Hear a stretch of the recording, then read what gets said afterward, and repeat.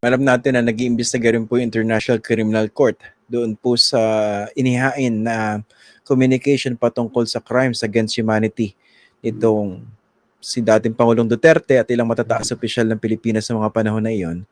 Sa tingin niyo po ba yung mga lumalabas dito sa Quadcom ngayon ay pwede rin gamitin ng ICC? Honestly ako, Christian, no, my own point of view dyan, hindi ko alam kung magagamit nila yan. No? In the first place, naka-live stream naman palagi yan sa lahat ng social media platforms pag kami ay merong hearing. Kung meron silang nakikita, kanila ng ano yun, wala ho kaming pakialam doon. No? And we will not even,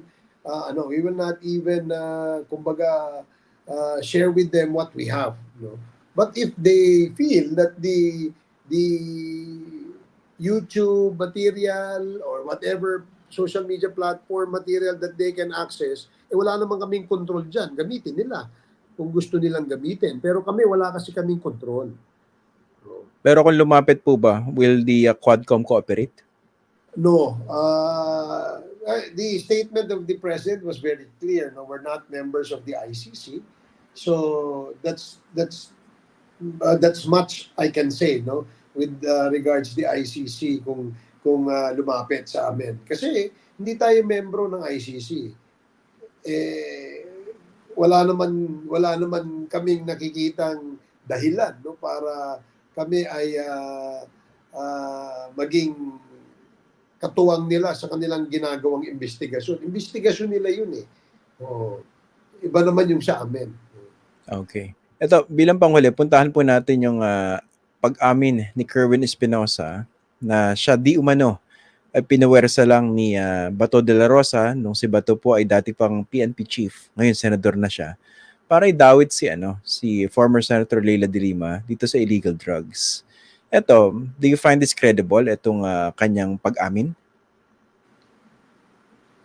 Actually, sa totoo lang, Christian, no, yung kanyang affidavit na sinabi niya na kinausap siya ni Colonel Espinido ba at saka ni General Bato, the time, Chief PNP Bato, na sumunod lang siya sa plano, that particular is pwede akong maniwala. No?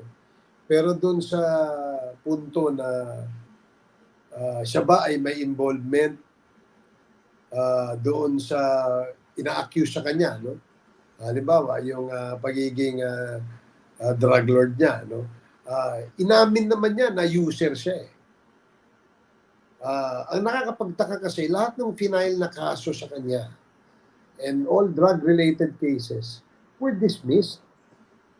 Bakit, no? Bakit na-dismiss? So, ako, tingin ko, kung may mabigat na ebidensya na siya ay drug lord, hindi dapat ma-dismiss yun. Diba? Number 2, ni-raid yung bahay nila. May nakuha daw na 11 kilos na shabu, baril, granada, pasabog, etc. etc. At pinailan sila ng kaso dyan. Pero na-dismiss din. Bakit paano madid? Ang nangyari pa sa kaso, demurrer to evidence ang basihan ng pagkaka-dismiss ng kaso. Ang ibig sabihin, mahina. Oo, kala ko ba nag-grade kayo sa bahay na merong 11 kilos of shabu dyan? Isn't that a strong evidence already? Diba? So, I'm personally, I am confused. Kaya nga, I will have to ask the opinion of my colleagues and my co-chair when we come to that point na kami ay gagawa na ng committee report tungkol dyan. Pero specific dun sa testimony ni Kerwin against Bato de la Rosa, do you find that credible? I still have question mark, Christian. Kasi galit na galit si Bato eh. Susuntukin daw niya sa mukha pag nakita niya eh. I cannot fully believe, no? I cannot fully believe. Siguro, let's just say, hindi ako konbinsido. Ganun ka-konbinsido pala. Hindi pa, at least. Hindi pa. Kasi marami pa namang panahon. Marami pang Okay. Sige. Kailan po ba yung susunod na pagdinig ng Quadcom? either Wednesday or Thursday kami. Pero tentative, nakaschedule kami ng Wednesday. Kasi gaya Next ng week. lagi kong sinasabi, yes, next week. Diba, lagi kong sinasabi na meron kaming schedule at sasabihin namin, kunyari, ang topic ay tungkol dito sa drugs, no?